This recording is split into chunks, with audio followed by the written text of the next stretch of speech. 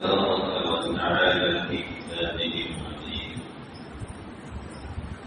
أعوذ بالله من الشيطان الرجيم بسم الله الرحمن الرحيم هو الذي بعث في الأميين رسولا منهم يتلو عليهم آياته ويزكيهم ويعلمهم الكتاب والحكمة وإن كانوا من قبل لفي ضلال مبين صدق الله مولانا العظيم.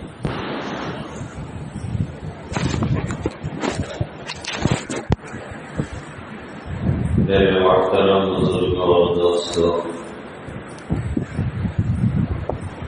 میرے غیور نوجوان ساتھی،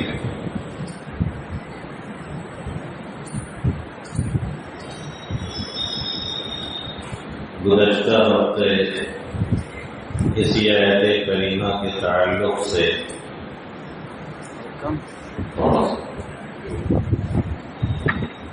کچھ باتیں عرض کی گئی تھی. ان آیات کے اندر اللہ کے حبیب صلی اللہ علیہ وسلم کے بعثت کے مقاصد کو بیان کیا گیا ہے.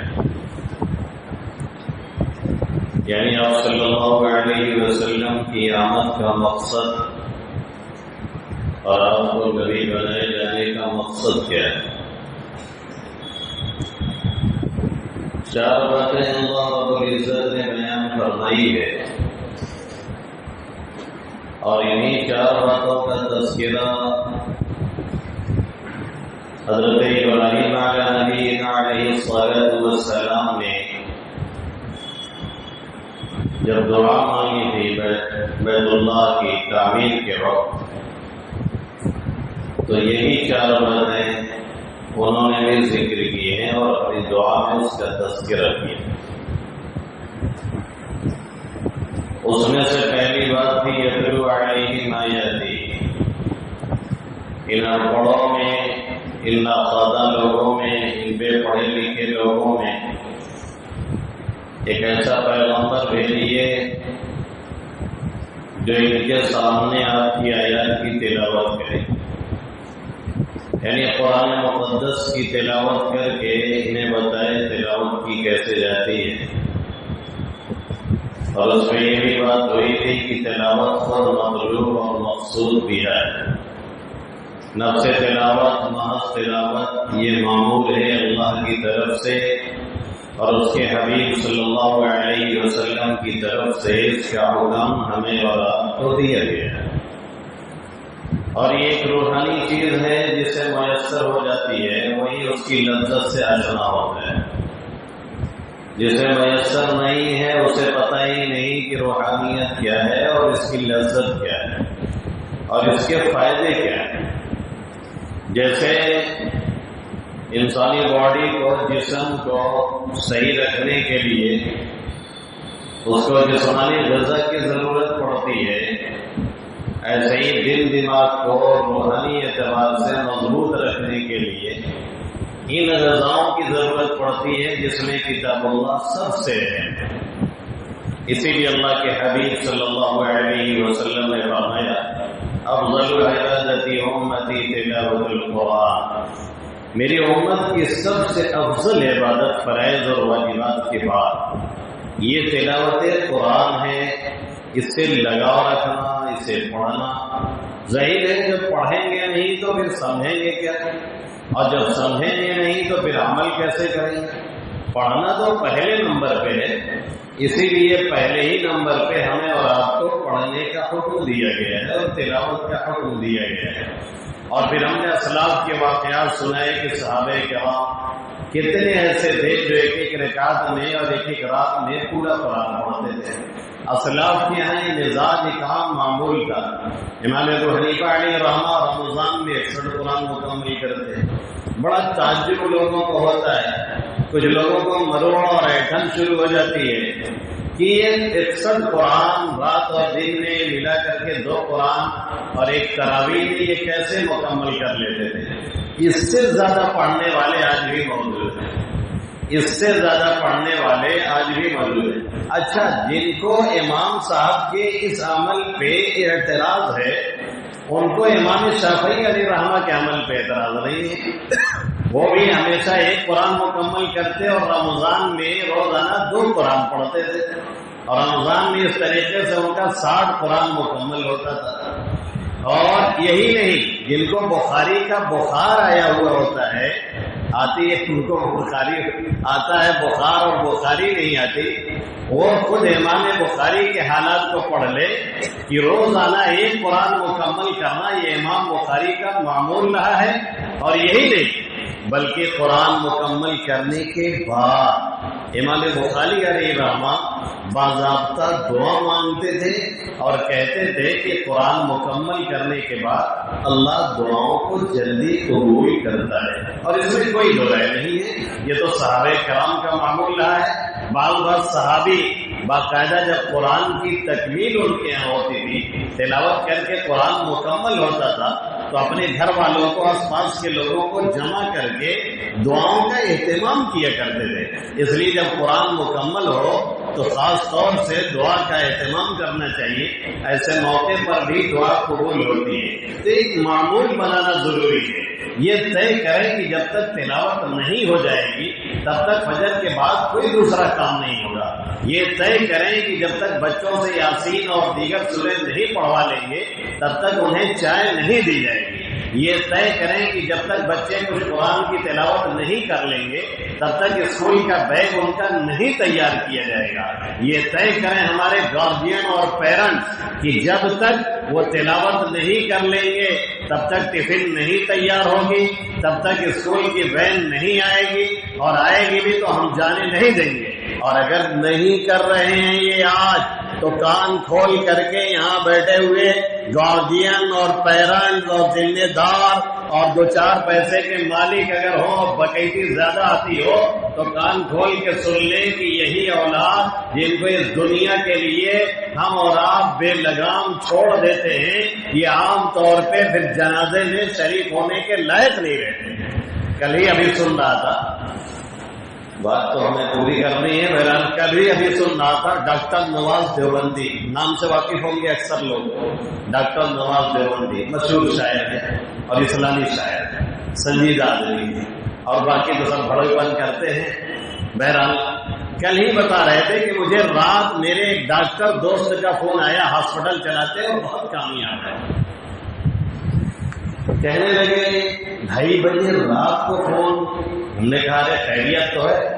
انیک سلیک خیر خیریت کے بعد ایک قصہ انہوں نے سنایا، ایک بات کہی اور فون پہ خود روئے اور میں بھی روتا رہا کچھ دیر تک۔ کہنے لگے میرے اسپتال میں ایک ڈیڈ باڈی پڑی ہوئی ہے، ایک لاش پڑی ہوئی ہے، آج 29واں دن ہے ڈاکٹر نواز صاحب، آج 29واں دن ہے، اس بڑے ہاسپٹل میں ہم نے اسے دوا لگا کر کے محفوظ رکھا ہوا ہے، بیٹے کو اس نے کھیت وغیرہ بیچارے نے بیچ کر کے پڑھایا ہوگا، ظاہر ہے وہ بیچارے دیہاتی لوگ جو اس طرح سے پڑھاتے ہیں، کیسے پڑھاتے ہیں؟ اپنا کلیجہ چیر کر کے اور جگرا کاٹ کر کے تب انہیں تیار کرتے ہیں، اور یہ نالائق جب تھوڑا سا کچھ بن گئے تو بھول جاتے ہیں اماں ابا کہاں ہیں اور کیا ان کی خدمت ہے اور کیا صلہ ہے، غائب ہے۔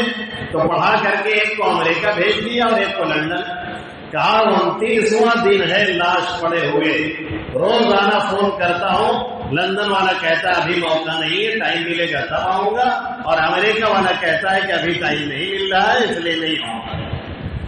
یہ ہے وہ تعلیم جس نے انسانیت کا جنازہ جیتے جاگتے اسی دنیا میں اٹھا رکھا ہے، اور حقیقی جنازے کو کندھا دینے کے لیے تیار نہیں۔ 29واں دن ہو رہا تھا اور لاش پڑی تھی باپ کی، اور کون لوگ ہیں؟ مسلمان ہیں۔ انا للہ و انا الیہ راجعون۔ یہ اس معاشرے کی طرف جا رہے ہیں، یہ کلچر لانا چاہتے ہیں، یہ ذہنیت پیدا کرنا چاہتے ہیں۔ اس سے باز رہنے کے لیے دین سے لگاؤ ضروری ہے، تو ایک تو تلاوت قرآن کا معمول بنائیں، صبح پڑھیں، صبح نہ پڑھ سکیں دوپہر میں پڑھیں، دوپہر نہیں تو شام میں پڑھیں، شام نہیں تو مغرب بعد پڑھیں، مغرب بعد نہیں تو عشاء بعد پڑھیں، بہرحال پڑھیں۔ اور جو بڑے ہیں نہیں سیکھ سکے ہیں ان کے لیے ہم یہاں انتظام ہو رہا ہے، شروع کر رہے ہیں۔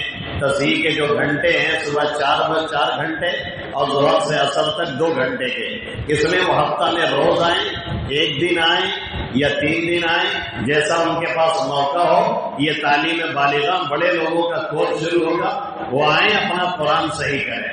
ان کے لیے یہ مدرسہ مکتب یہ جگہ کھول دی جا رہی ہے پورے طور سے۔ وہ ٹائم نکالے، بہت سے لوگ آتے ہیں لڑکا لینے کے لیے، بہت سے پہنچانے کے لیے آتے ہیں، بہت سے کسی اور کام سے آتے ہیں۔ اب پتہ چلا کہ اس میں ٹائم لگ رہا ہے، فالتو بیٹھے، اس سے اچھا ہے کہ چلے آئیں ہمارے استاذ کے پاس، کسی استاذ کے پاس چلے آئیں، آدھا گھنٹہ 20 منٹ دے دیں، انشاءاللہ تعالی قرآن پڑھنا آ جائے گا، قرآن پڑھنے کا طریقہ معلوم ہو جائے گا، قرآن سیکھ جائیں گے۔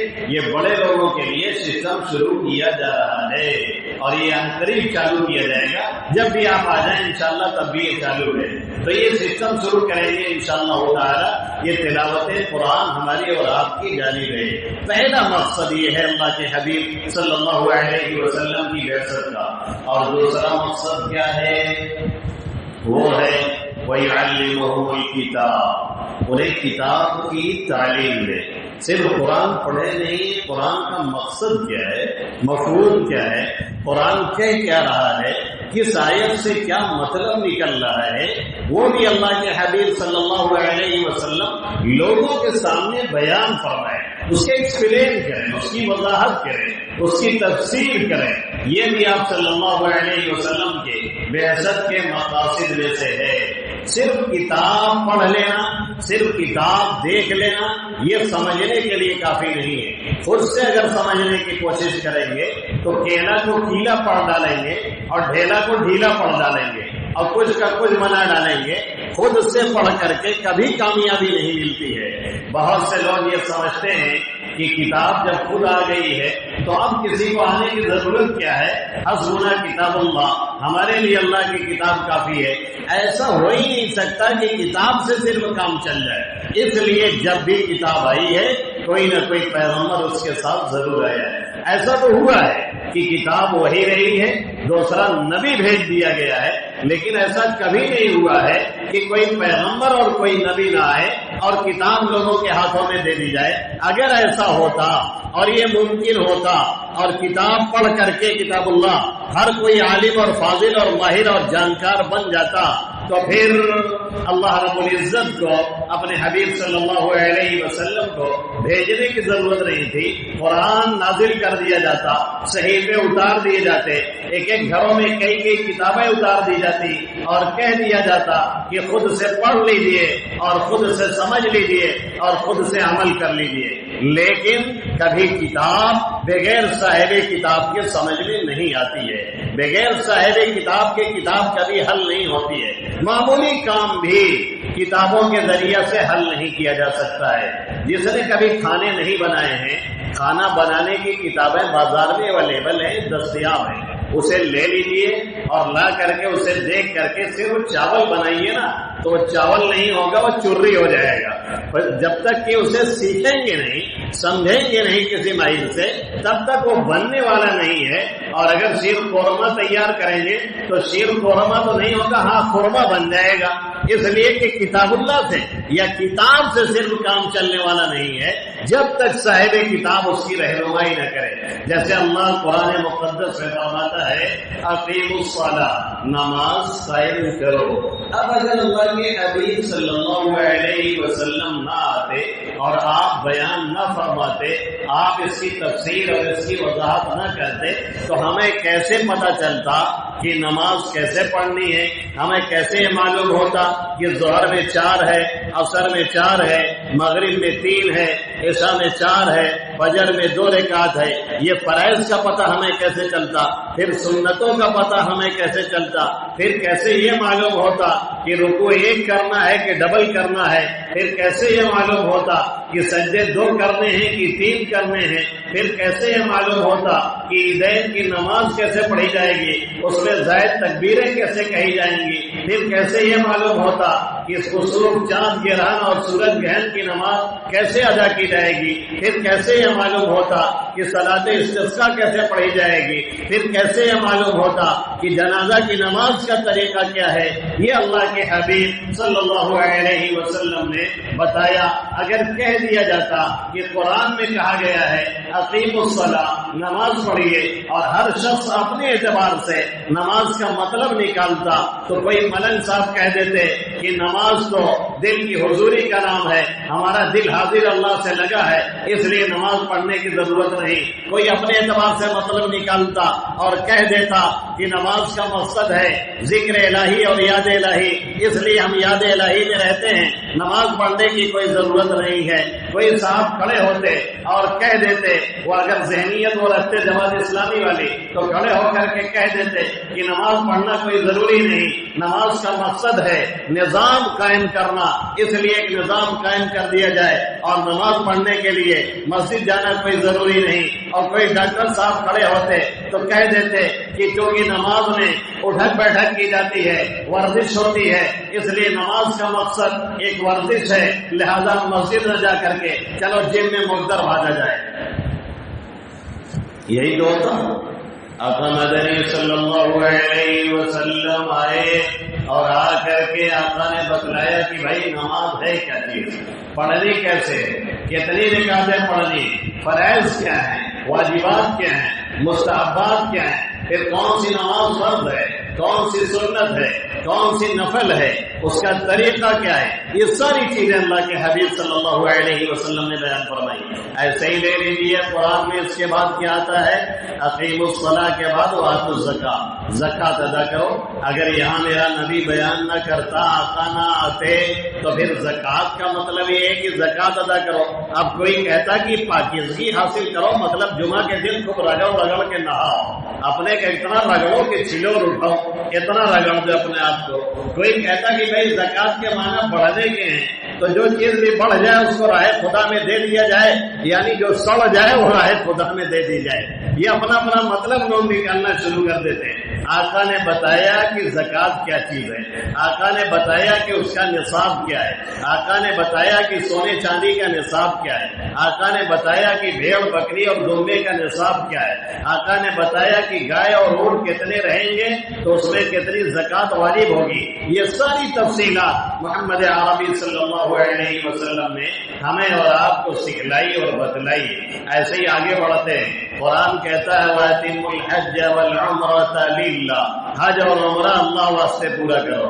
اب اگر اللہ کے حبیب صلی اللہ علیہ وسلم نہ ہوتے، پیغمبر ساتھ میں نہ آتا، کتاب کی وضاحت پیغمبر نہ کرتا، اور وہی وضاحت جسے حدیث کہتے ہیں، وہی وضاحت جسے سنت کہتے ہیں، اور جس کے بارے میں جو لوگ کہتے ہیں کہ یہ بعد میں لکھی گئی اس کا اعتبار نہیں ہے، اس لیے ہم قرآن خود سے سمجھ لیں گے، تو بھائی خود سے سمجھیں گے تو تمہاری عقل اور بدھی کہاں کام کرے گی؟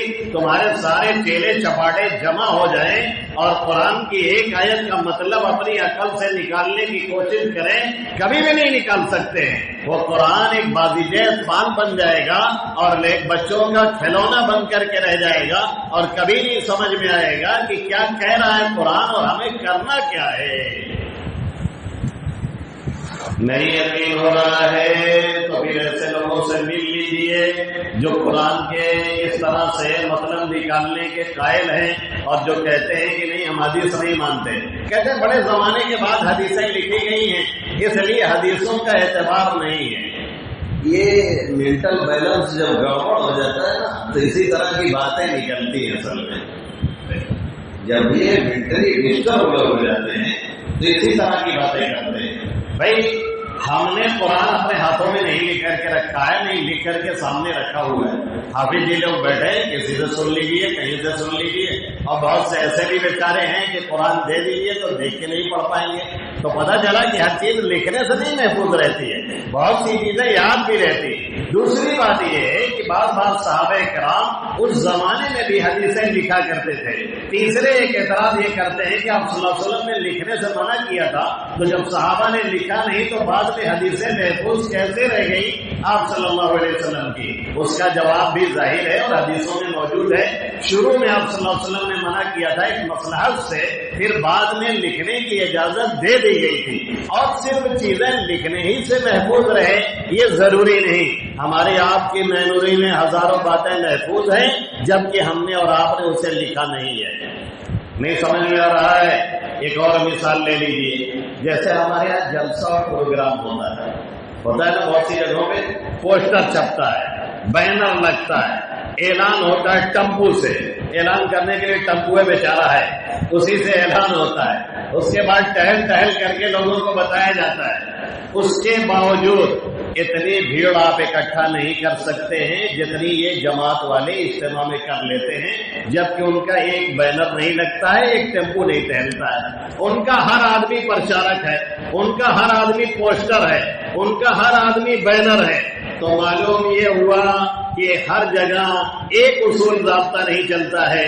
اگر نہیں لکھی جا رہی تھی حدیثیں تب بھی صحابہ کرام کے ذہنوں میں محفوظ تھی، انہوں نے بعد میں لکھوایا اور پھر کتابیں تیار ہوئی، پھر ایسے لوگ تیار ہوئے جنہوں نے اس میں چھان پٹک کی اور یہ دیکھ کر کے بتلایا کہ کون حدیث صحیح ہے، کون غلط ہے، کون گڑی ہوئی ہے، کون منکر ہے، کون معلول ہے، کون کس درجے کی ہے، ساری کیٹیگریز اس کی تیار کی گئی۔ اللہ کے حبیب صلی اللہ علیہ وسلم کے یہ پرکھنے والے نکلے اور تیار ہوئے، انہوں نے چھان بین کر کے پھر امت تک پہنچایا۔ ایسے ہی ایک منکر حدیث کا انکار کرنے والا ہمارے ایک استاد سے ممبئی میں مل گیا، تو ہم لوگ خاص لوگ ہیں نا، بحث میں جو ہے گرم جلدی ہو جاتے ہیں، یہ بڑا مسئلہ ہوتا ہے۔ تو ان سے وہ بحث کرنے لگا، تو انہوں نے اس سے پوچھا تو انداز لگ گیا کہ یہ حدیث کا انکار کرنے والا ہے، خالی قرآن کو مانتا ہے بس۔ تو استاد محترم نے پوچھا جب خالی قرآن کو مانتے ہو تو یہ بتاؤ کہ نماز کیسے پڑھتے ہو؟ جب تم حدیث کو نہیں مانتے ہو تو طریقہ تو حدیث میں بتایا گیا، قرآن میں تو بتایا نہیں گیا ہے، پھر نماز کیسے پڑھتے ہو؟ ایک رکعت میں ایک رکوع اور 2 سجدہ کیسے کرتے ہو؟ تو کہا تو معلوم ہے، کہا تو اپنی عقل سے کریں، اپنی عقل سے۔ تمہاری عقل 1400 سال بعد ایسی نکلی ہے جس پہ پوری دنیا بھروسہ کر لے، اور جو 1400 سال سے ایک سسٹم چل رہا ہے اس کو ریجیکٹ کر دیا جائے۔ اللہ قرآن میں کیا فرماتا ہے؟ مَا آتَاكُمُ الرَّسُولُ فَخُذُوهُ وَمَا نَهَاكُمْ عَنْهُ فَانْتَهُوا وَأَنزَلْنَا إِلَيْكَ الذِّكْرَ لِتُبَيِّنَ لِلنَّاسِ، ہم نے قرآن مقدس اتارا ہے تاکہ آپ لوگوں کے سامنے اس کی وضاحت کریں۔ اللہ تیسری جگہ فرماتا ہے وَاذْكُرْنَ مَا يُتْلَىٰ فِي بُيُوتِكُنَّ مِنْ آيَاتِ اللَّهِ وَالْحِكْمَةِ، اللہ کی آیات اور حکمت یعنی حدیث کے تعلق سے جن باتوں کا تمہارے یہاں چرچا رہتا ہے اسے یاد کرو، اسے محفوظ کرو، اسے دوسروں تک پہنچاؤ۔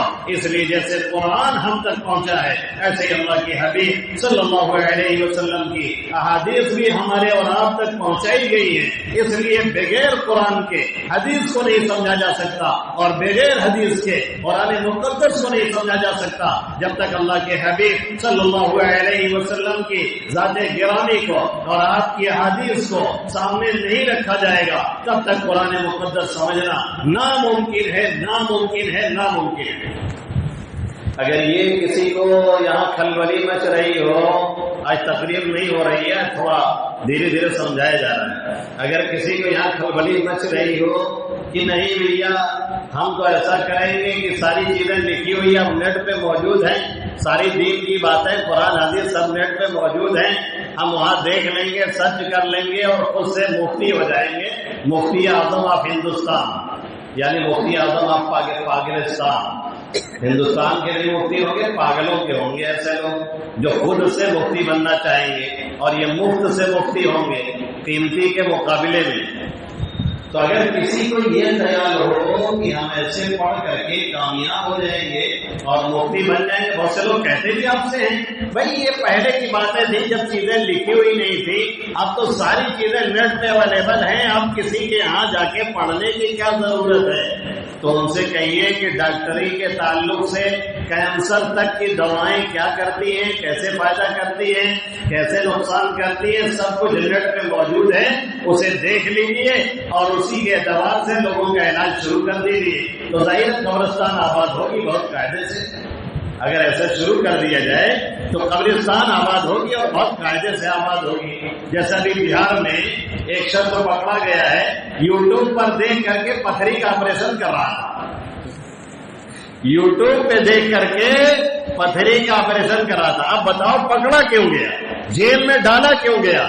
اس لیے کہ اس نے پڑھائی نہیں کی تھی، پریکٹس نہیں کی تھی، اور وہ کام کر رہا تھا جو قانونی اعتبار سے، عقلی اعتبار سے غلط تھا، اسی لیے جیل میں ڈالا گیا۔ اسی طریقے سے اگر شرعی یہاں پر قوانین نافذ ہوتے تو جتنے جھولا چھاپ اس طرح کے مفتی اور مولوی ٹہل رہے ہیں انہیں بھی اٹھا کر کے جیلوں کی سلاخوں میں ڈال دیا جاتا۔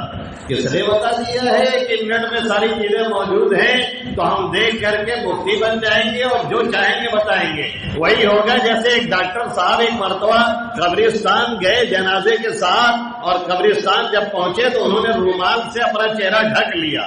کسی نے کہا ڈاکٹر صاحب یہ چہرہ آپ کہیں ڈھک رہے ہیں؟ کہنے لگے یہاں جتنی قبریں ہیں ان میں سے زیادہ تر میری ہی دوا کھا کے سب مرے ہیں۔ غلط پریکٹس کا یہ نتیجہ ہے۔ میں نے یہاں تک ان کو پہنچایا ہے تو صرف کتابیں دیکھ لینے سے کام نہیں ہونے والا ہے جب تک کہ صاحب کتاب کو ساتھ میں نہ رکھا جائے۔ اس لیے قرآن صرف ترجمہ پڑھ لینے سے کامیابی نہیں ملنے والی ہے جب تک کہ کسی کی رہنمائی نہ لی جائے۔ بالکل پڑھیے، سمجھنے کی کوشش کیجیے، لیکن کسی اچھے عالم اور مفتی کے ٹچ میں رہیے تاکہ کیلا کو کیلا اور کیلا کو کیلا اور ڈھیلا کو ڈھیلا اور ڈھیلا کو ڈھیلا نہ پڑھنے لگے اور کچھ کا کچھ نہ بنانے لگے۔ پتہ چلا کہ لکھا ہوا تھا تن من دھن سے قربانی کے لیے، تن من دھن سے قربانی کے لیے، یعنی خوب من لگائے کہ قربانی کرے چاہیے دل سے، اس کو بوجھ نہیں سمجھنا چاہیے۔ کاتب صاحب تھے بے پڑھے لکھے، انہوں نے لکھ دیا 3 من دھان سے قربانی کے لیے۔ کتاب اللہ، رجال اللہ، ایک طرف اللہ کی کتاب، دوسرے اللہ کا نبی، اور اس کے پھر نائبین، ان سے جڑے رہنا ضروری ہے ورنہ گمراہی تقریباً طے ہے اور یقینی ہے۔ وَيُعَلِّمُهُمُ الْكِتَابَ، اللہ انہیں کتاب سکھلاتا ہے۔ پھر آگے کیا ہے؟ والحکمہ، اور حکمت کی تعلیم دیتا ہے۔ حکمت سے مراد بعض علماء نے لکھا ہے یعنی سنت کی تعلیم دیتا ہے۔ سنت کیا ہے؟ حدیث تو آپ کے اقوال کو زیادہ تر بولتے ہیں، آپ کی تقریرات کو بولتے ہیں۔ آپ نے دیکھا کسی نے کوئی کام کیا، آقا خاموش رہے تو سمجھا گیا کہ یہ کام ٹھیک ہے، تبھی آقا کچھ بولے نہیں، ان چیزوں کو بولتے ہیں۔ اور سنت عام طور پہ آپ کے طرز عمل کو بولتے ہیں۔ رکوع کس انداز سے آقا نے کیا، سجدہ میں کس انداز سے گئے، سجدہ میں اٹھے تو پھر بیٹھے کس انداز سے، پھر پاؤں جو ہے کیسے رکھا ہے، اسے کھول کے رکھا ہے، باندھ کے رکھا ہے، سجدہ کھول کر کے کیا ہے، سمٹ کر کے کیا ہے، یہ ساری چیزیں سنت کے دائرے میں آتی ہیں۔ اور سنت کی ایک تفسیر حکمت سے بھی کی گئی ہے۔ حکمت و دانائی، دانش مندی اور عقل مندی، یعنی کس موقع پہ کیا فیصلہ لینا ہے، کس موقع پہ کیا ڈیسیزن لینا ہے، کس موقع پہ کیا کام کرنا ہے۔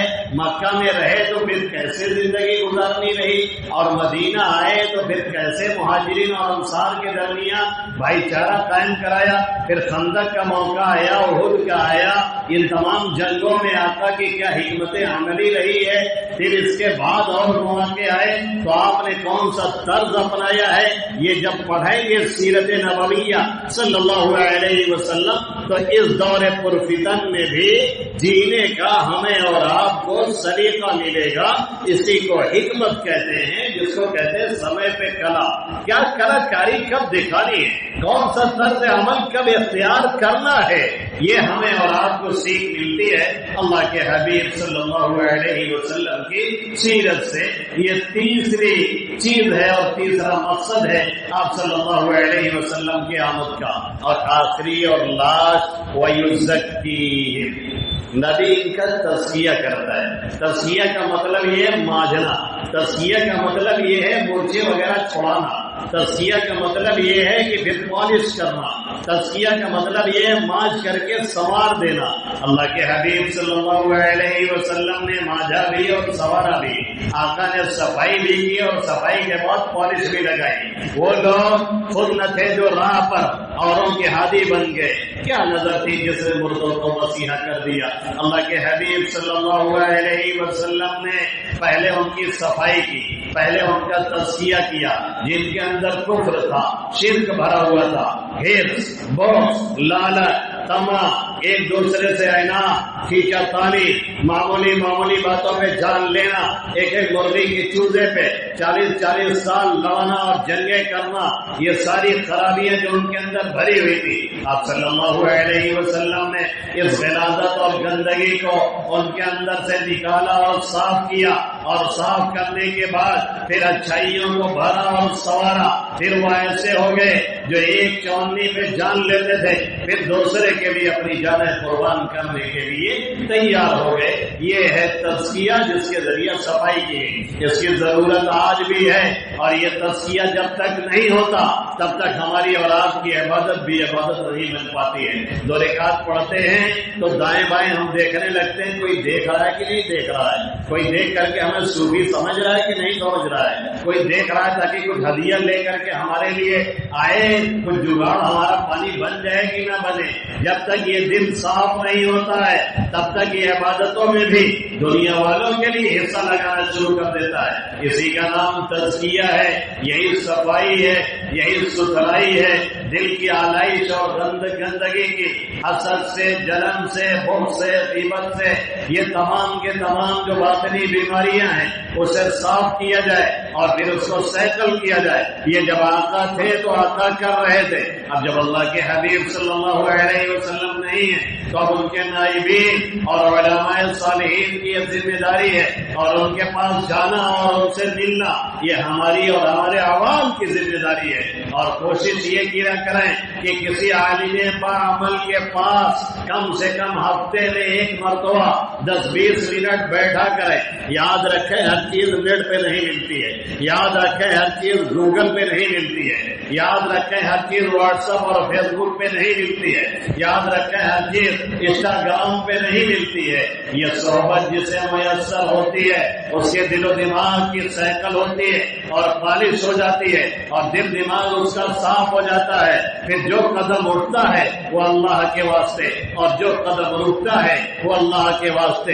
اسی کا نام تزکیہ ہے، اور یہ صفائی اور ستھرائی حاصل کرنا بھی ہمارے اور آپ کے فرائض میں سے ہے۔ اللہ کے حبیب صلی اللہ علیہ وسلم کی بعثت، یہ 4 اہم مقاصد اس آیت میں بیان فرمائے گئے۔ یتلو علیہم آیاتہ، ایک تو قرآنی آیات کی تلاوت کرنا، دوسرے ویعلمہم الکتاب، پھر اس کی وضاحت کرنا، اس کی تعلیم دینا، تیسرے والحکمہ، پھر حکمت یعنی سنت کی یا دانائی اور سمجھداری کی تعلیم دینا، اور چوتھے ویزکیہم، ان کا تزکیہ کرنا۔ اللہ رب العزت ان 4 باتوں پہ ہمیں اور آپ کو عمل کرنے کی توفیق نصیب فرمائے، آمین یا رب العالمین، وما علینا الا البلاغ المبین۔